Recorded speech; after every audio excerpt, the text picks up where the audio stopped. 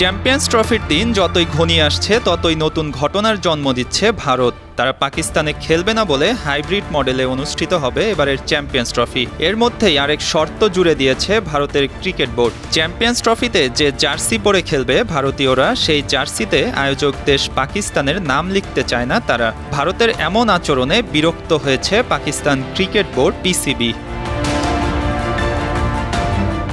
সংবাদ সংস্থা IANS এর প্রতিবেদনে জানা গেছে, পিসিবির এক কর্মকর্তা বেশ ক্ষোভ নিয়ে বলেন, ভারতীয় ক্রিকেট বোর্ড ক্রিকেটে রাজনীতি নিয়ে এসেছে। এই খেলাটির জন্য এটা ভালো কিছু নয়। ওরা পাকিস্তান সফর করতে আপত্তি জানালো। উদ্বোধনী অনুষ্ঠানে অধিনায়ককেও তারা পাঠাতে চায় না। এখন জার্সিতেও আয়োজক দেশের নাম ছাপাতে চাচ্ছে না। পিসিবির দৃঢ় বিশ্বাস, ICC এমনটি হতে দেবে না।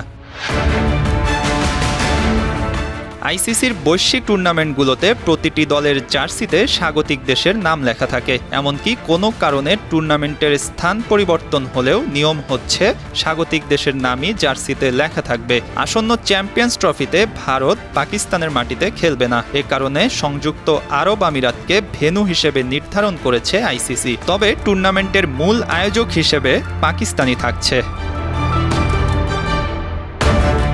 আগামী 19 ফেব্রুয়ারি থেকে শুরু হচ্ছে চ্যাম্পিয়ন্স ট্রফির এবারের আসর, যেখানে অংশ নেওয়া 8টি দল সব মিলিয়ে 15টি ম্যাচ খেলবে। ফাইনাল অনুষ্ঠিত হবে আগামী 9 মার্চ। যদি ভারত ফাইনালে না পৌঁছে তাহলে সেই খেলাটি অনুষ্ঠিত হবে পাকিস্তানের লাহোরে। এর আগেও 2023 সালে পাকিস্তানে আয়োজন হওয়া এশিয়া কাপে ভারতের আপত্তির কারণে কিছু ম্যাচ শ্রীলঙ্কায় অনুষ্ঠিত হয়। আর এই পদ্ধতির টুর্নামেন্টকে ক্রিকেটের ভাষায় বলা হয় হাইব্রিড মডেল।